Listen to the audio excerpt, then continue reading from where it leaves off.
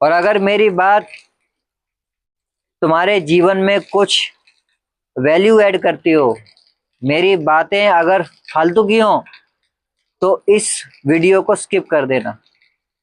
अगर मेरी बातों में कोई भी तुमको वैल्यू ना मिले तो मेरी वीडियो देखना मत, तुरंत स्किप कर देना। और अगर कोई वैल्यू मिले तो वीडियो को देखना, चैनल को सब्सक्राइब करना, शेयर करना, बेल आइकन को दबाना। ये सारे के सारे संस्कार तुम्हें पूरे करने पड़ेंगे, क्योंकि अब जो समय चल रहा है वो जागने का समय चल रहा है। आपको जागना बहुत जरूरी है। जागने के लिए सबसे पहली जरूरत है कि मैं कुछ नहीं जानता हूं। इस वीडियो में मैं आपको यही बताने वाला हूं कि जो सब कुछ जानने का ढोंग करते हैं उनके साथ बुरी से बुरी घटनाएं होती है, बुरी से बुरी घटनाएं। वो हमेशा दुखी देखता रहेगा, उसकी जिंदगी यही देखते देखते गुजर जाएगी। तो चलिए वीडियो को शुरू करते हैं। मैं वो करूंगा जो मैं चाहता हूं, मुझे कोई परवाह नहीं, और मैं नर्क को नहीं मानता। इस तरह के जो विचार रखते हैं आजकल के जो पढ़े लिखे लोग हैं, या फिर जेनजी तथा कथित क्रांतिकारी, जब ये कहते हैं कि मैं नर्क को नहीं मानता हूं, तो उन्हें अपने चारों ओर एक बारी देख लेना चाहिए, एक बारी नजर मार लेनी चाहिए कि तुम्हारे चारों ओर लोग परेशान हैं कि नहीं, समस्याएं हैं या नहीं, क्या सभी लोग सुखी हैं, दर्द और यातनाएं कितनी हैं तुम्हारी कॉलोनी में, तुम्हारे समाज में, तुम्हारे जाति में, तुम्हारे धर्म में, तुम्हारे देश में, जहां तक तुम्हारी नजर जाती है। क्या उस एरिया में दर्द और यातनाएं, परेशानियां, चीख चिल्लाहट, अपराध, भ्रष्टाचार, क्या ये सब नहीं है? ये सब आपको स्वीकार करना होगा। इसे ईमानदारी कहते हैं।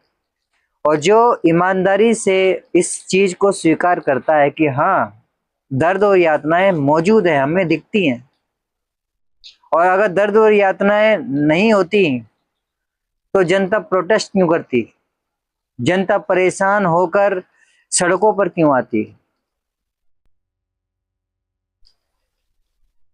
ये मीडिया वाले, ये प्रेस वाले क्यों इतनी बड़ी बड़ी डॉक्यूमेंट्रीज बनाते?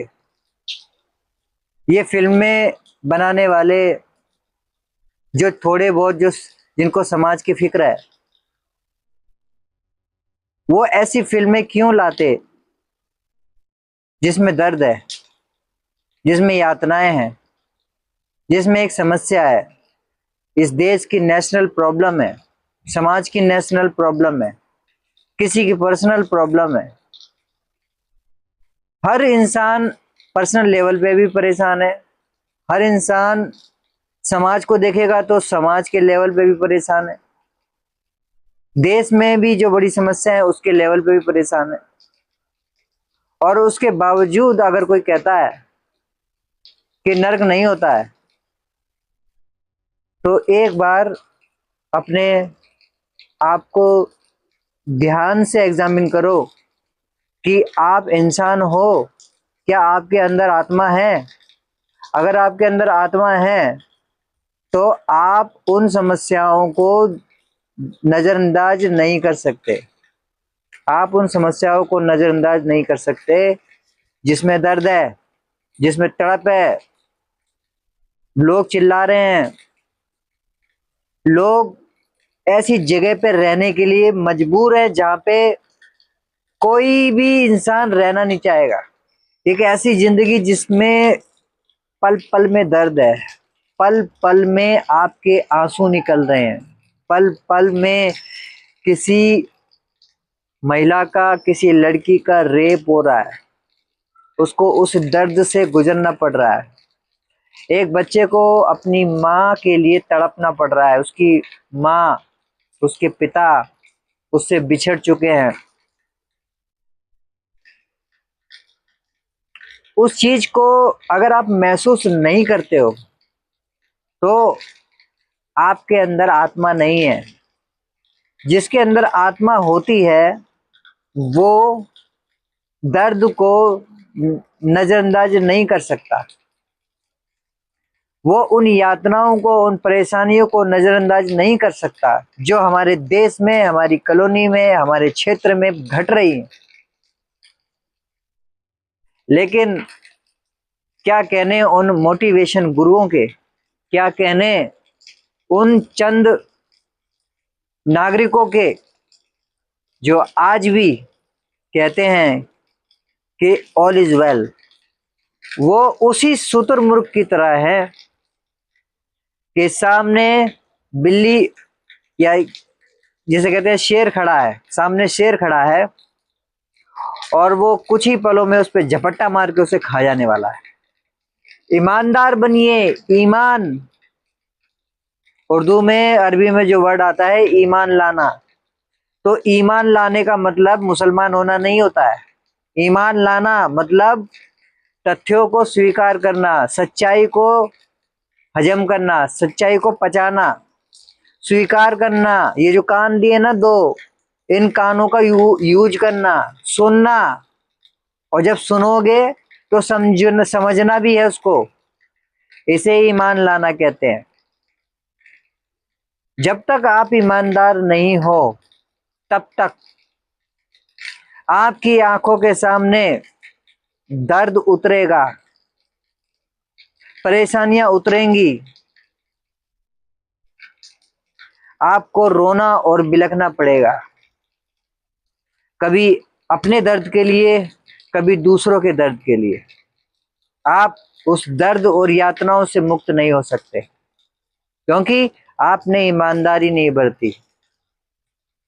ईमानदारी आपको रीजन बताएगी, कारण ढूंढने के लिए उत्साहित करेगी कि इस दर्द के पीछे रीजन क्या है। जब तक हम ईमानदारी से उसको स्वीकार नहीं करेंगे तब तक उसका सॉल्यूशन कैसे मिलेगा। भगवान की नजरों में ना सबसे बड़ा जो गुनाह है, सबसे बड़ा जो अपराध है, पता क्या है? वो है सब कुछ जानने का ढोंग करना। जो भी व्यक्ति किसी भी चोले में हो, चाहे वो साधु के चोले में हो, चाहे वो पंडित के चोले में हो, चाहे वो टीचर के चोले में हो, चाहे वो आम नागरिक की तरह जिंदगी जी रहा हो, अगर वो ये कहता है मैं सब कुछ जानता हूं, मुझे मत समझाओ, मुझे नहीं सीखना, ये दुनिया ऐसी ही है, ऐसी चलती है, तो वो जो व्यक्ति है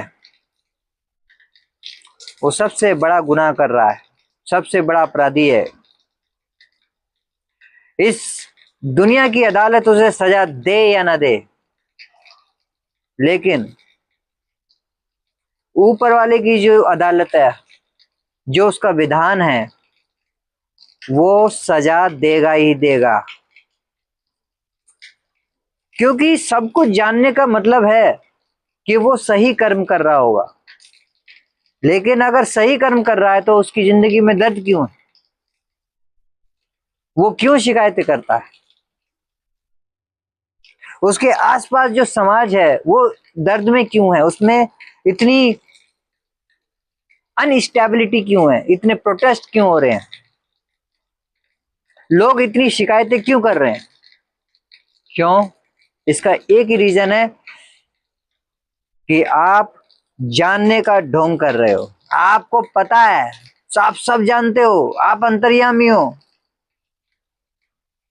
सिर्फ यही एक कारण है जिसके वजह से पूरी दुनिया में बुराइयां फैली हुई हैं। सब कुछ जानना। भाई साहब, हम नहीं जानते हैं सब कुछ। हम अपने बारे में भी नहीं जानते कि मैं कौन हूं। हम इस धरती के नियम के बारे में भी नहीं जानते कि इस धरती के नियम क्या क्या हैं।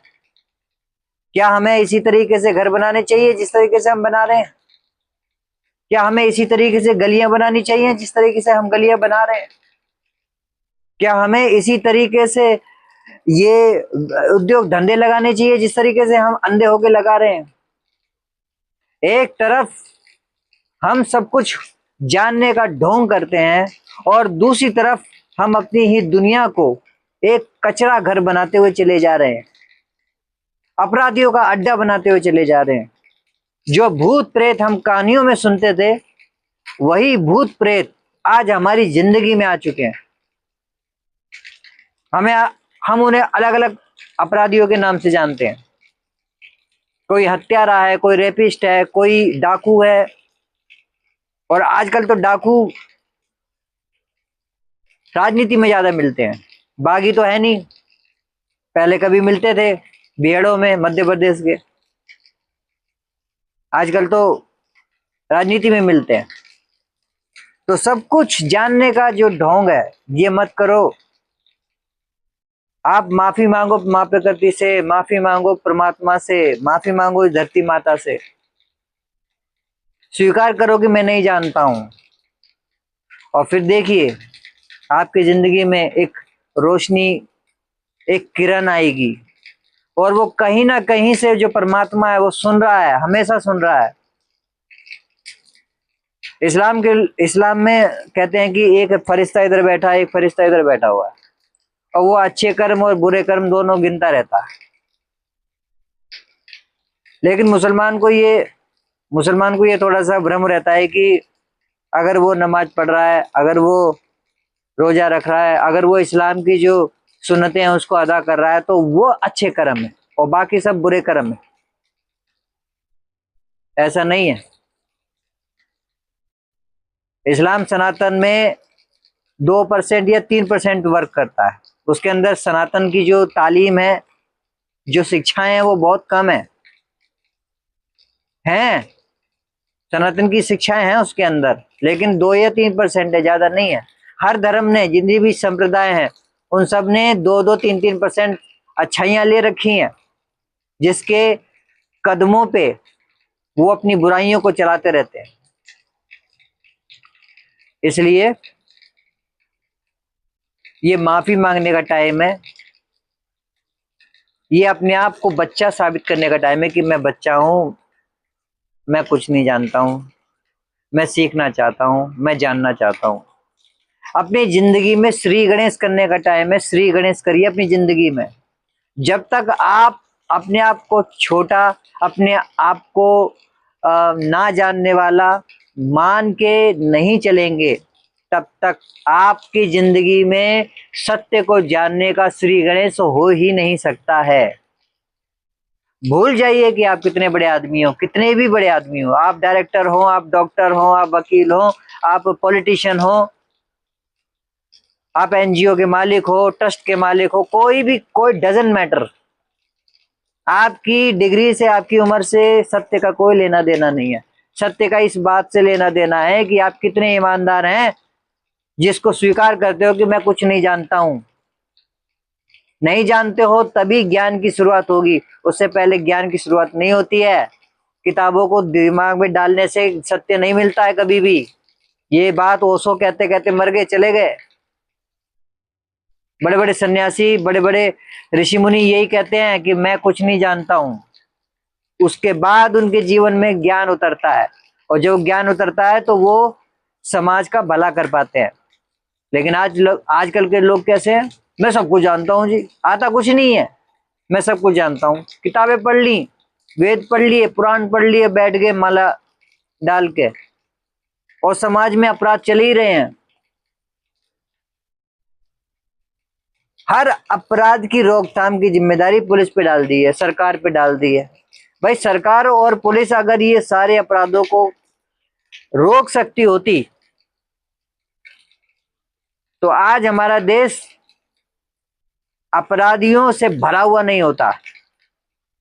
आज हमारे देश में या पूरी पृथ्वी पर ये युग परिवर्तन का जो ये प्रलय मचा हुआ है, ये नहीं होता। हमने गलती करी है, मानव के रूप में हमने गलती करी है। हमने सब कुछ जानने का ढोंग किया है। इसकी सजा मिलेगी और मिल रही है। न्याय के दिन शुरू हो चुके हैं, जिसे कहते हैं जजमेंट डे। इसलिए सुधर जाओ, ये सुधरने का टाइम है।